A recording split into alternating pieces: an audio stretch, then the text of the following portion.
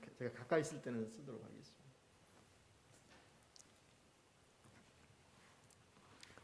예, 반갑습니다. 그리고 이 어려운 시기에 이렇게 모여서 예배드릴 수 있게 된 거 참 여러분 특권이라 생각합니다. 저희는 미국 교회 예배당을 빌려서 보고 있는데 한동안 예배를 그냥 카톡으로 이렇게 녹음해서 전해드리고 한 2달 전부터는 공원에서 예배를 드리고 있습니다. 저희가 빌려보고 있는 미국 교회는 참 좋은 교회예요. 너무도 친절하고 저희들에게 많은 것들을 이렇게 베풀어 주고 또 하는 교회인데, 그 교회는 이 지침을 좀 이렇게 따르고 있고 또 연로하신 분들이 계셔서 아직까지 오픈을 안 하고 있습니다. 그러면서도 저희들에게 정중하게 너네는 어떻게 이렇게 할 거냐, 또 우리가 어떻게 해주면 좋겠느냐. 근데 아마 우리가 요청하면 우리는 성도가 많지 않으니까 허락도 해줄 것 같은데, 우리는 교회에 따라가도록 하겠습니다 해서 오픈할 때까지 기다리겠습니다 하고 저희들은 공원에서 2달 전부터 예배를 드리고 있어요. 다행히 비 오는 날은 한 번뿐이었습니다. 그래서 제가 죄송한 마음으로 이제 성도님들한테 토요일마다 다 전화를 드리는데, 내일 비가 오는데 무리하지는 마시라.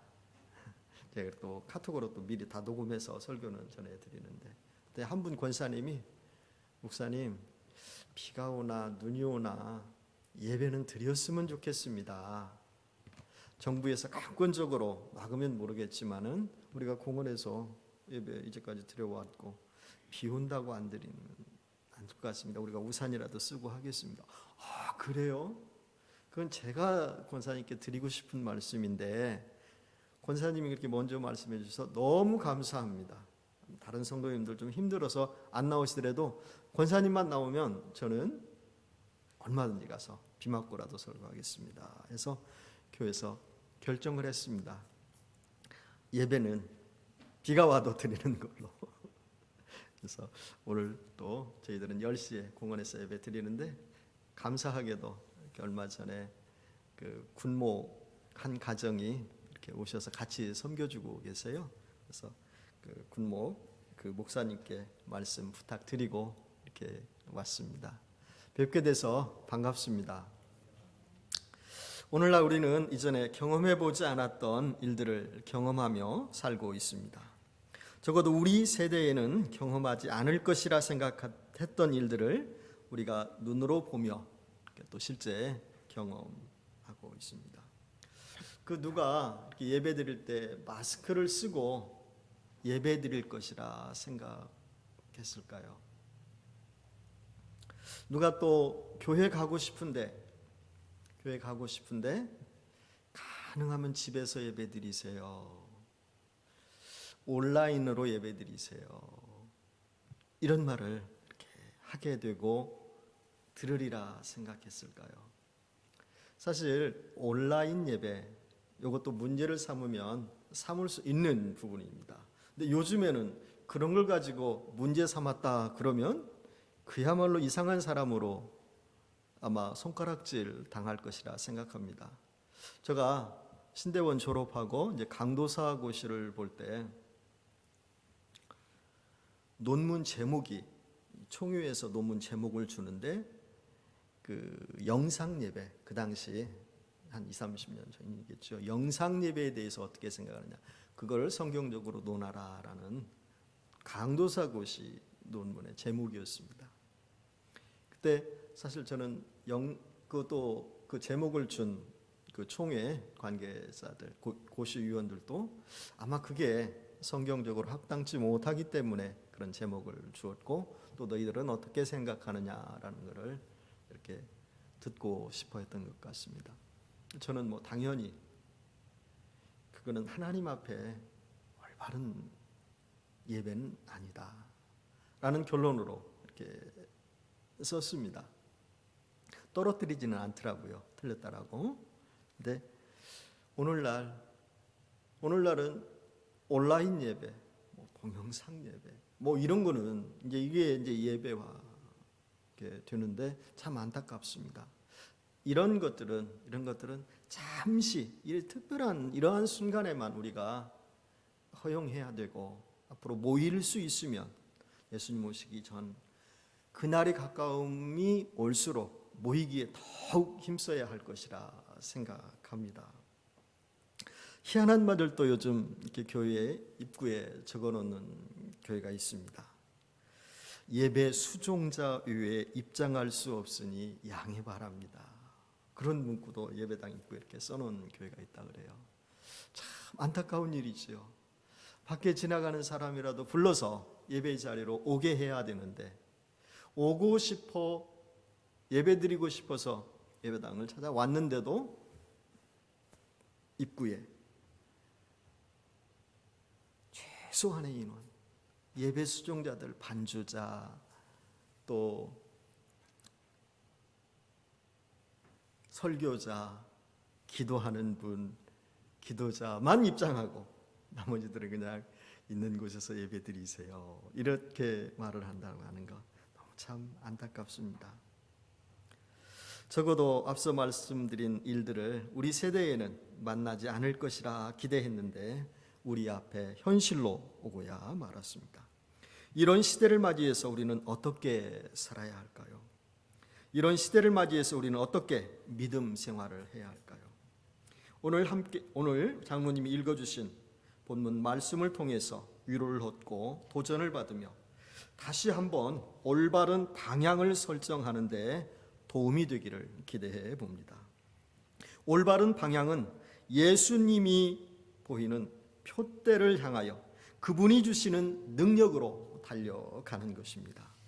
사도 바울은 성도들의 신앙생활을 종종 비유적으로 표현했습니다. 예컨대 전쟁에 나가 싸우는 군인으로 표현하고 추수를 위하여 씨를 뿌리는 농부로 표현했습니다. 그리고 운동장에서 다름질하는 경주자로도 표현했습니다. 오늘 본문 말씀은 표대를 향하여 달리는 경주자로 봐도 무방하리라 생각합니다. 성경에서 말하는 믿음의 경주는 단거리 경주가 아니라 장거리 경주입니다. 마라톤 경기의 거리보다도 긴 거리의 장거리 경주입니다. 여러분 잘 아시는 대로 마라톤의 완주거리는 42.195km입니다. 이 정도 거리는 단거리 경주가 아니라 장거리 경주입니다. 믿음의 경주는 장거리 경기인 마라톤과는 비교도 할 수 없을 정도의 장거리 경주입니다. 장거리 경주는 단거리 경주와 다르게 출발선상에서의 순발력으로 승부가 결정되지 않습니다. 마라톤은 장거리 경주이기 때문에 출발선상에서의 순발력이 아니라 인내하면서 목표점을 확실히 인식하고 달려야 완주할 수 있고 승리할 수 있습니다. 믿음의 경주도 이와 같습니다. 목표점, 즉 표대를 향하여 앞을 보고 달려야 완주할 수 있고 인내하면서 달려야 최후의 승리를 경험할 수 있습니다. 이러한 사실을 사도 바울이 본문에서 말하고 있는 표대를 향해 달리는 믿음의 경주를 통해서 알 수 있습니다. 오늘 장로님이 읽어주셨는데 본문 말씀을 펴놓고 우리 한번 또 같이 읽었으면 좋겠습니다. 본문 13절 말씀 함께 읽으시겠습니다. 찾으셨으면 우리 함께 읽도록 하겠습니다. 형제들아, 나는 아직 내가 잡은 줄로 여기지 아니하고 오직 한 일, 즉 뒤에 있는 것은 잊어버리고 앞에 있는 것을 잡으려고 달려가노라.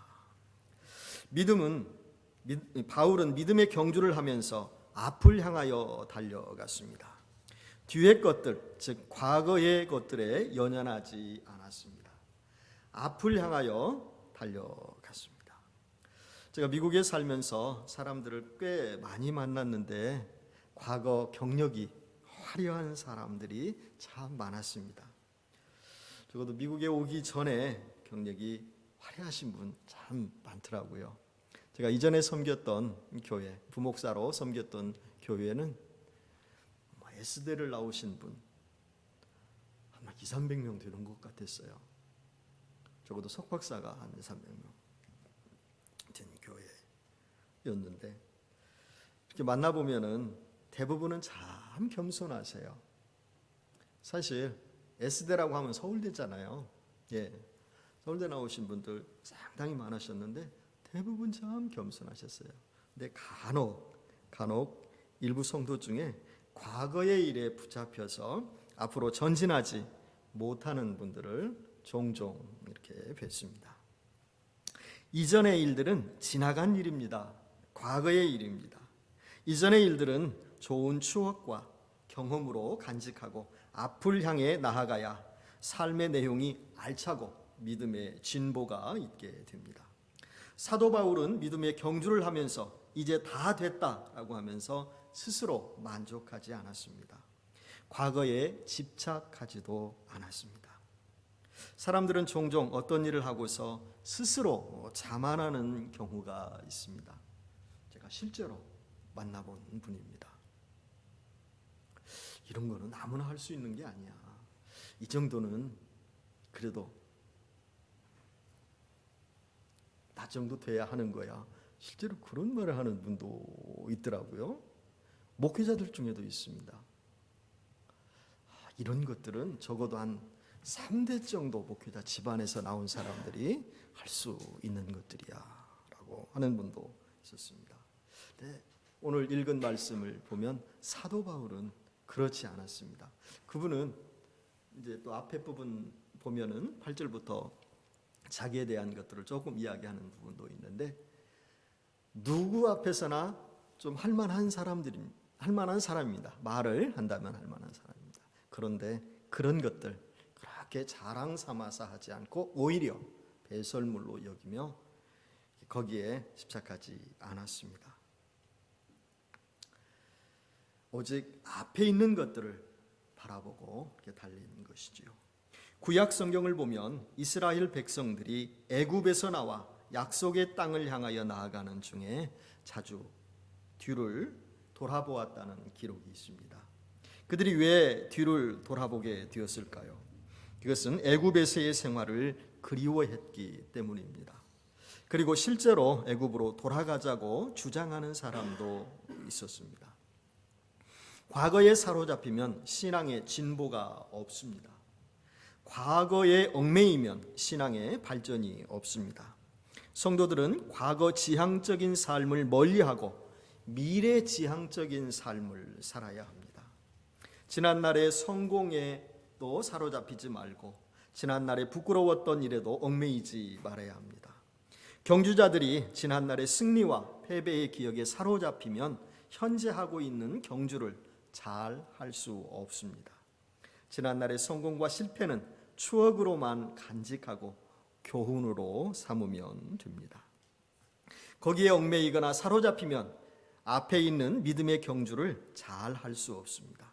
오늘은 오늘 주어진 경주를 앞을 바라보면서 최선을 다해야 합니다. 그리고 믿음의 진보를 계속해서 유지하려면 표대를 향하여 달려야 합니다.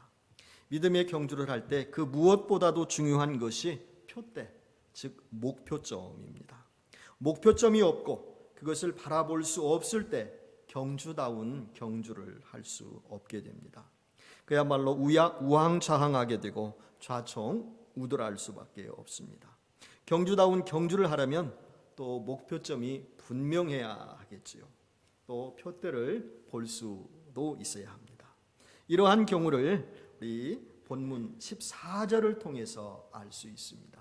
본문 말씀 14절을 우리 함께 읽도록 하겠습니다. 표대를 향하여 그리스도 예수 안에서 하나님이 위에서 부르신 부름의 상을 위하여 달려가노라. 바울에게 있어서 바라보고 달릴 수 있는 분명한 표대가 있었습니다. 목표가 분명하고 확실했습니다. 그리고 바울에게 있어서는 한 가지 욕심도 있었습니다. 그것은 상을 받겠다는 욕심입니다.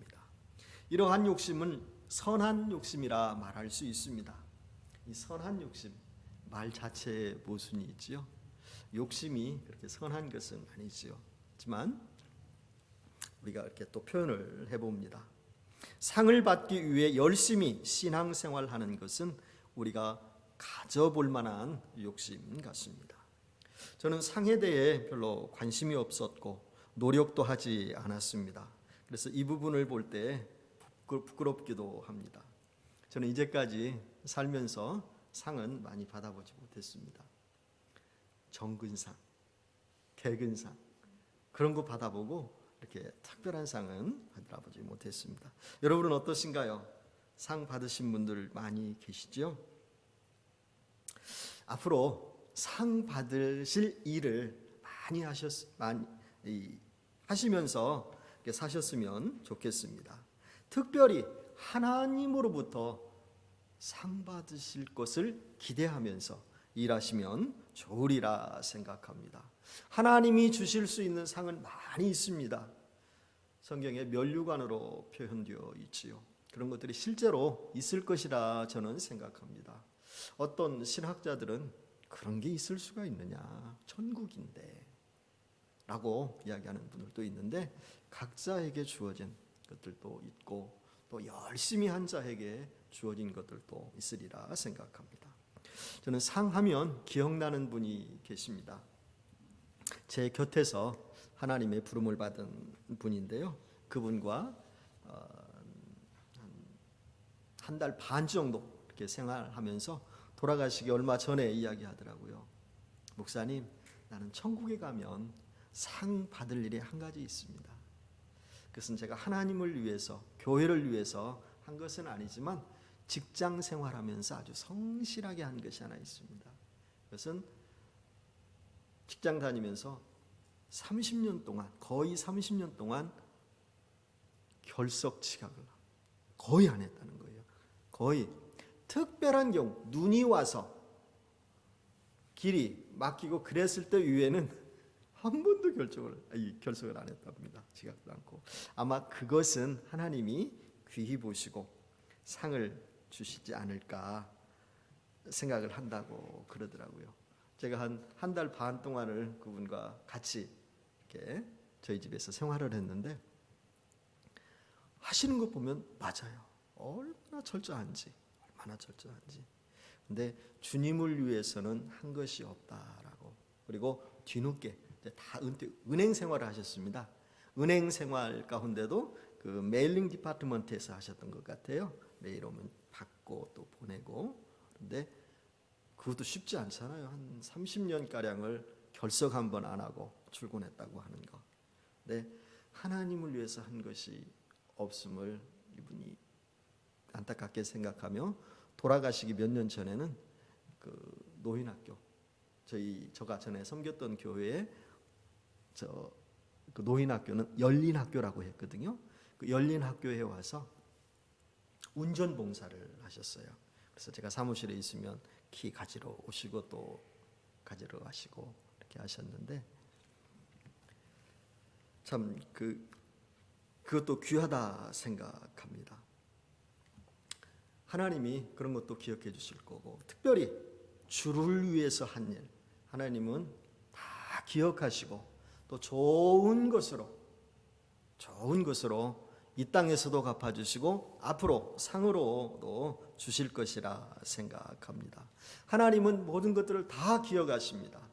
우리들의 모든 것들을 다 기억하십니다. 여러분 실감하시죠? 그 믿으시지요? 오늘날 그 인간들의 기술로도 그런 게 가능합니다. 사람들의 한 것들, 특히나 중국 같은 데는 곳곳에 CCTV가 있어가지고 거의 다 감시를 한다 그래요.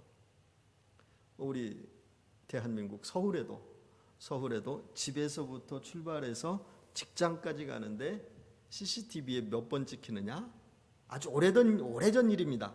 오래전 제가 기사에서 봤는데 거의 한 23번에서 30번이 찍힌다라는 기사를 제가 전에 본 적이 있어요. 요즘은 더 하죠.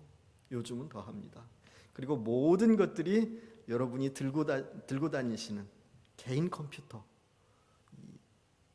핸드폰으로 다 기억이 되고 어디에 있는지, 무슨 말 했는지, 누구하고 무슨 말 했는지가 다 저장되고 기억이 됩니다. 맘만 먹으면 다 알 수 있죠. 인간의 기술로도 그 정도인데 하나님이 모르시겠습니까? 하나님 다 아십니다. 그래서 우리들은 하나님 앞에서의 경건한 삶을 살아야 할 것입니다. 저와 여러분은 각 개인에게 주신 부름의 뜻이 있습니다. 그 뜻을 잘 헤아려 보시고 그 일을 하며 상까지 받도록 힘써 나아가기를 주님의 이름으로 축원드립니다. 다시 본문으로 돌아가겠습니다. 그러면 바울 사도가 표대를 향하여 달리는 목표가 어디였으며 무엇이었을까요? 그것은 한마디로 예수 그리스도의 능력을 알고 예수 그리스도를 체험하고 최종적으로 예수 그리스도의 부활에까지 이르는 것이었습니다. 본문 10절과 11절을 보면 사도 바울의 신앙의 목적지, 그가 바라보는 표대가 무엇인지를 분명하게 알 수 있습니다. 또 함께 읽도록 하겠습니다. 내가 그리스도와 그 부활의 권능과 그 고난에 참여함을 알고자 하여 그의 죽으심을 본받아 어떻게 해서든지 죽은 자 가운데서 부활에 이르려 하노니. 바울 사도가 정말 바라고 원하는 것은 그리스도를 아는 것이었습니다. 그리스도의 부활의 능력을 경험하는 것이었습니다. 그리스도의 고난도 경험해보고 심지어 그리스도의 죽음까지도 본받고 싶어 했던 것이었습니다. 한마디로 요약하면 예수 그리스도를 전 인격적으로 담고 최종 목표인 그리스도의 부활에까지 이르는 것이었습니다. 저와 여러분도 바울이 원하고 바랬던 것을 함께 공유했으면 좋겠습니다. 바울은 실로 대단한 분입니다.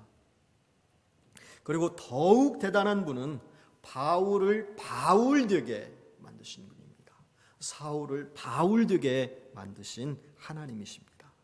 바울의 신앙은 본받을 만합니다.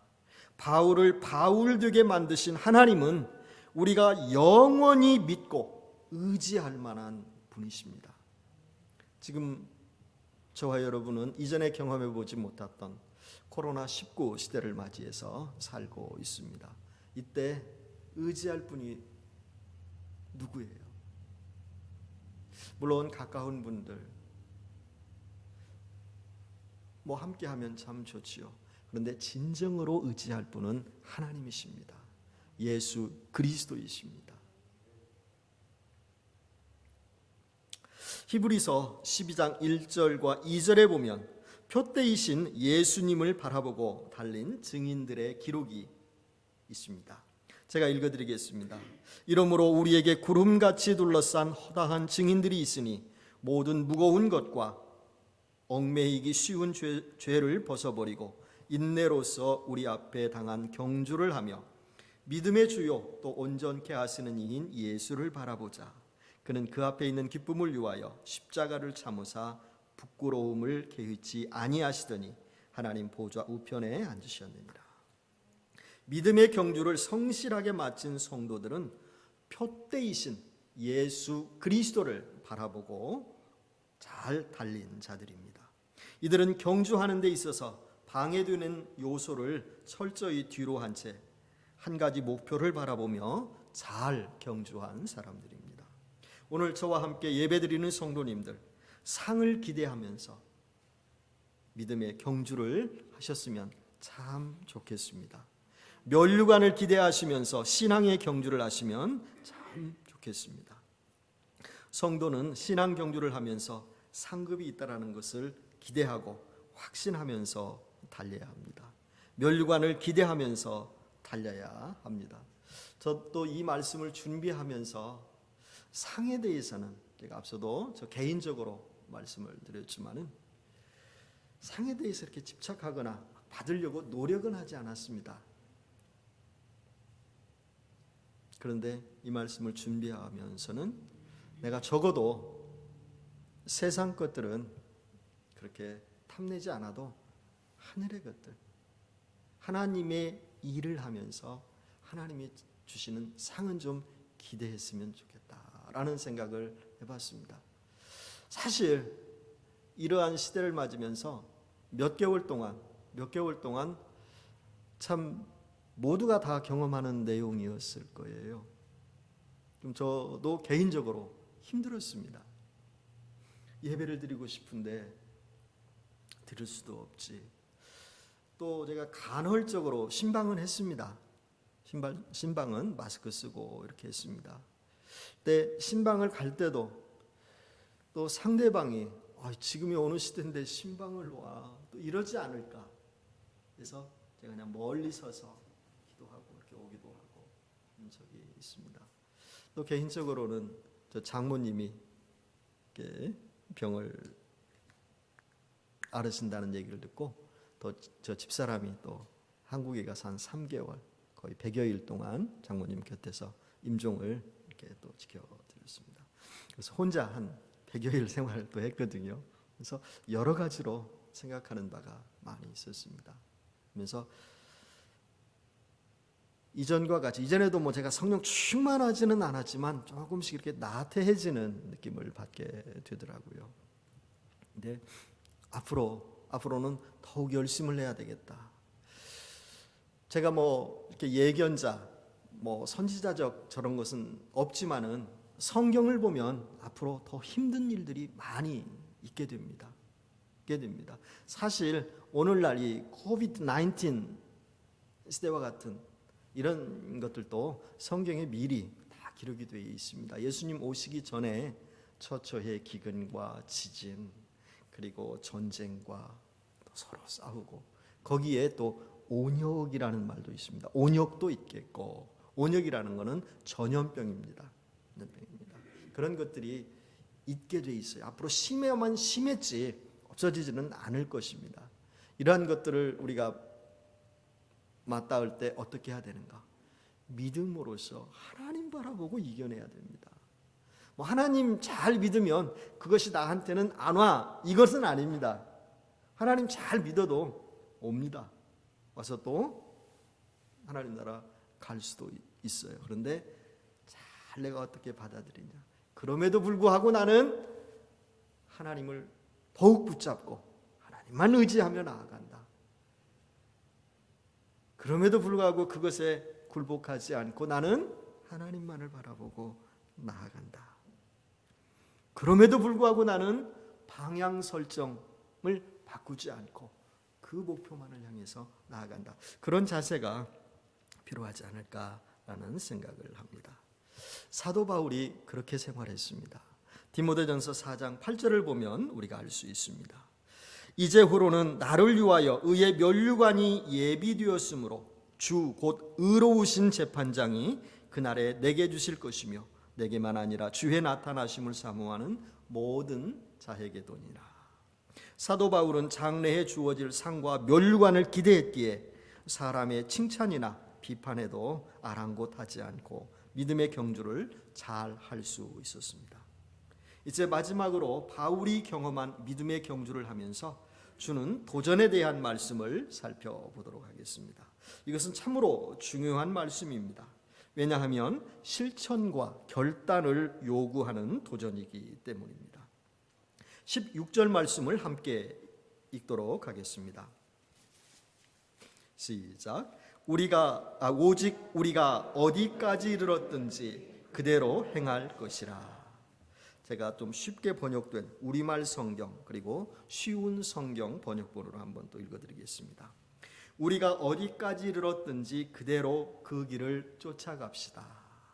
쉬운 성경 번역은 그러니 이제 우리가 함께 나눈 진리를 따라 살아가도록 합시다. 바울이 달린 믿음의 경주를 통해서 배울 수 있는 것은 앞서 말씀드린 세 가지를 마음에 새기고 살아가는 것입니다. 제가 세 가지 교훈을 말씀드렸는데 그 세 가지 교훈이 이렇습니다. 뒤의 것은 잊어버리고 앞을 보고 열심히 달리는 것입니다. 표대를 향하여 달리는 것입니다. 또 상을 기대하며 소망을 가지고 신앙의 경주를 하는 것입니다. 믿음의 경주를 잘 하려면 이 세 가지를 실천하는 것입니다.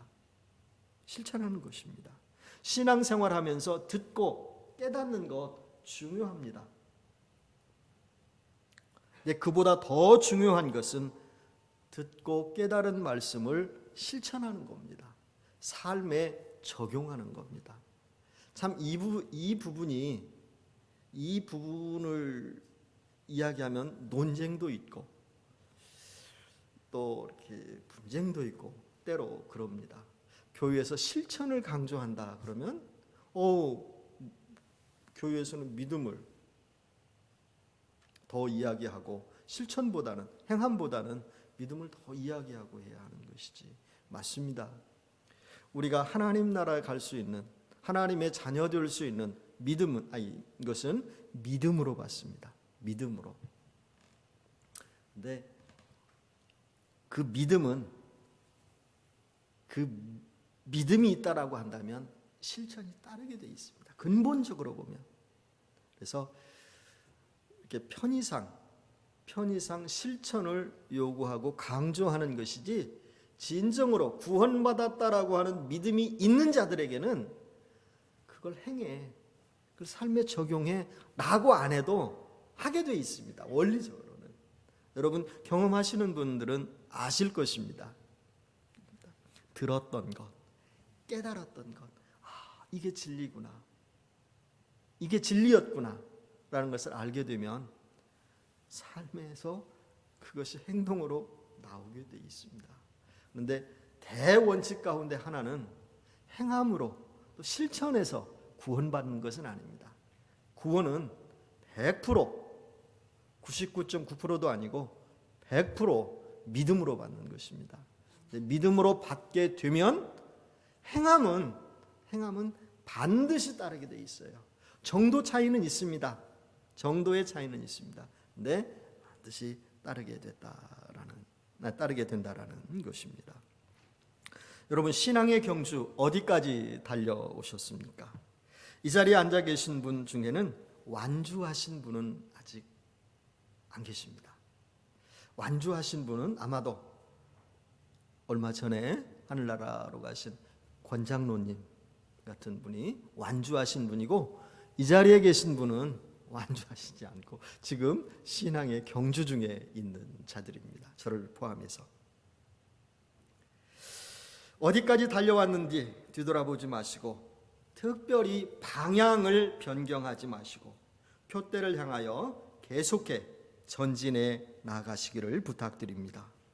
우리가 가는 신앙의 길의 목표점은 예수님입니다. 예수님이 계신 곳입니다. 우리를 구원하시려고 십자가 지시고 우리를 생명의 길로 이끄셨던 예수님이십니다. 이 예수님을 표대로 삼으시고 믿음의 경주를 잘하는 저와 여러분 되시기를 주님의 이름으로 축원드리겠습니다. 기도하겠습니다. 하나님 감사합니다. 저와 우리 성도님들이 함께 빌립보서 3장 10절에서 16절까지의 말씀을 읽고 가운데 표대를 향하여라는 제목으로 말씀을 이렇게 나누었습니다. 아버지 하나님, 오늘 저희들이 함께 읽고 들었던 이 말씀 잘 기억하고 삶에 적용하면서 살 수 있도록 인도하여 주시옵소서.